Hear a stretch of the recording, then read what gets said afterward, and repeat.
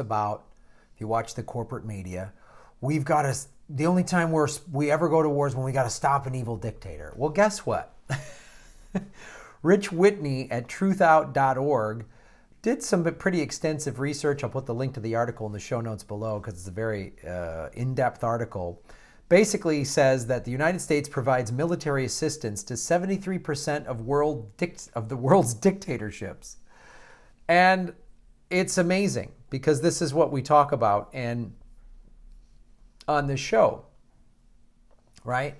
And talked about how, boy, we had to get Saddam Hussein out of there because he's an awful dictator, right? We had to get Muammar Gaddafi out of there because he was an evil dictator.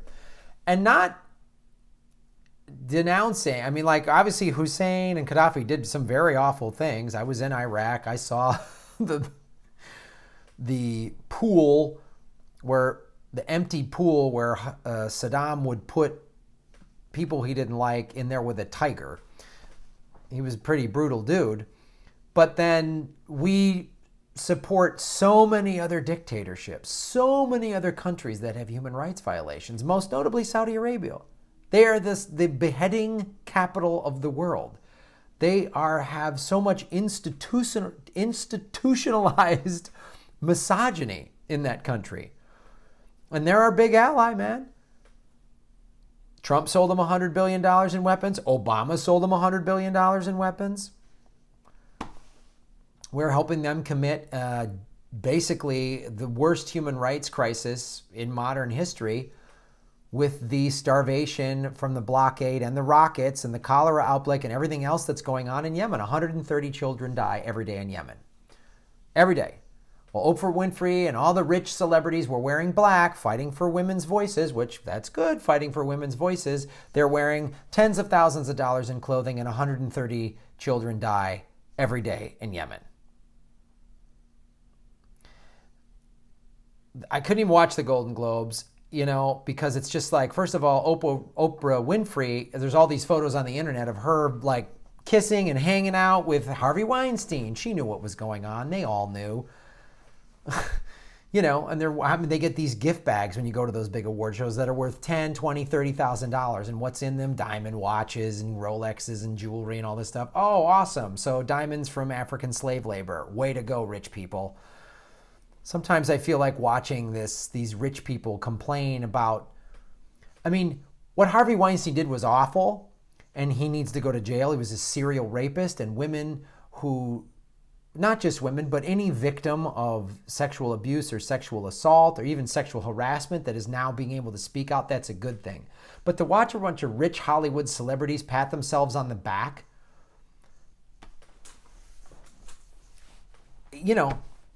I'm big brother to a kid that lives in South Central LA, man. And I go down there and I don't see a lot of rich people. I definitely don't see any rich white women down there helping out. I don't see Jessica Chastain down there helping out. Maybe she does. Maybe she's got an organization and I'm unaware of it. I know Oprah has built girls' schools in Africa and stuff like that. Okay, that's good. But then there's a lot of rich people patting themselves on the back and rich people flaunting their egregious wealth that you could be helping people with.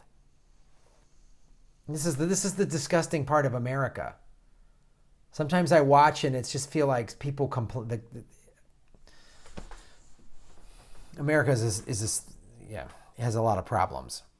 And getting back to this article, it's like,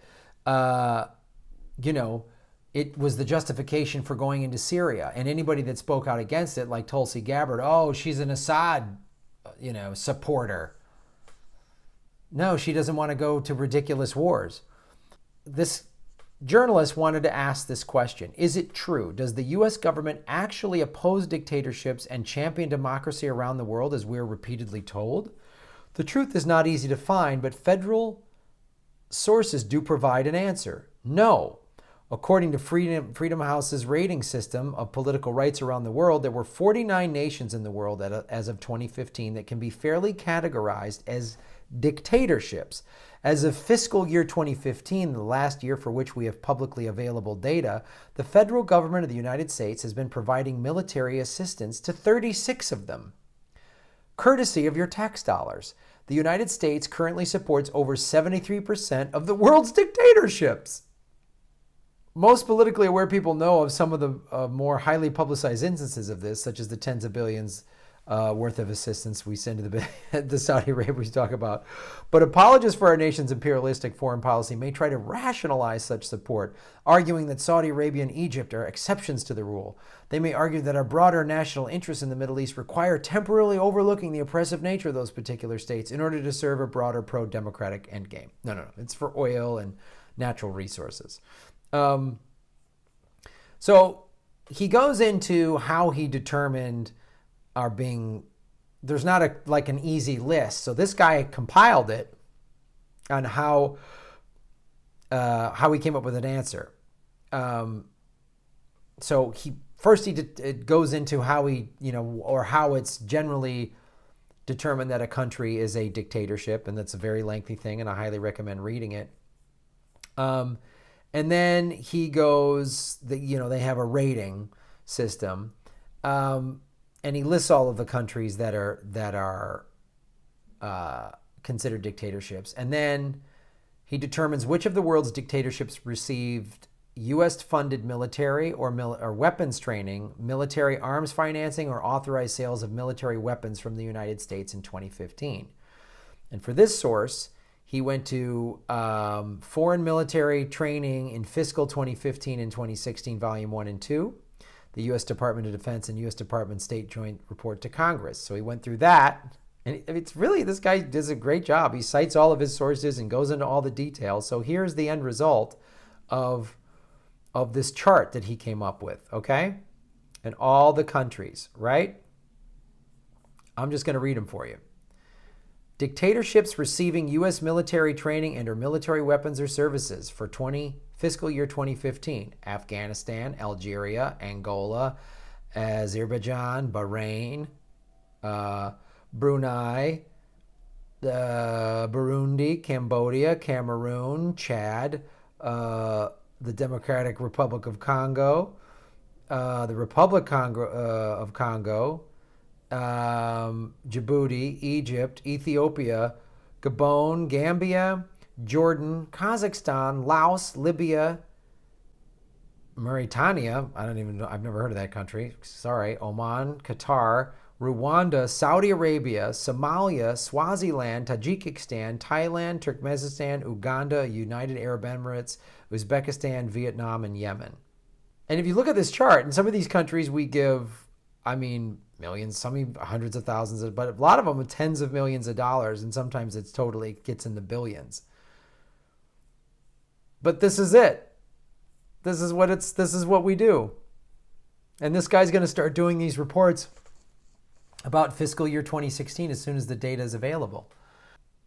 Rich Whitney is an attorney, actor, radio commentator, and disc jockey, Illinois Green Party activist, and former Green Party candidate for governor. Good for you, Rick. And this is something then all we hear the corporate media right now is North Korea and Russia. Oh, they're all bad.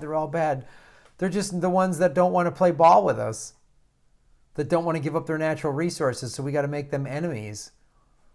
They must have found some kind of deposits in North Korean soil or something. That's why we got to go in there. Because I've talked about the Congo a little bit.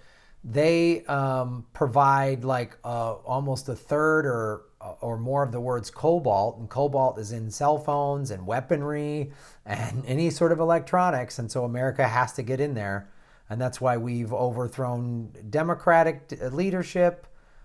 Anytime there's a democratic government in a country that has natural resources we want, and that usually those democratic governments don't want to play ball with America because they see we're an evil empire, and we are. That's when, all of a sudden, we need to have an overthrow. There's a coup, and we back the coup, and we get a ruthless dictator in there who play ball with us. Because ruthless dictators are pretty amoral, and why not do business with the most amoral country on the planet? So I appreciate this article, and I like talking about stuff like this, making people more aware of what's going on. So thanks for watching and listening to the show.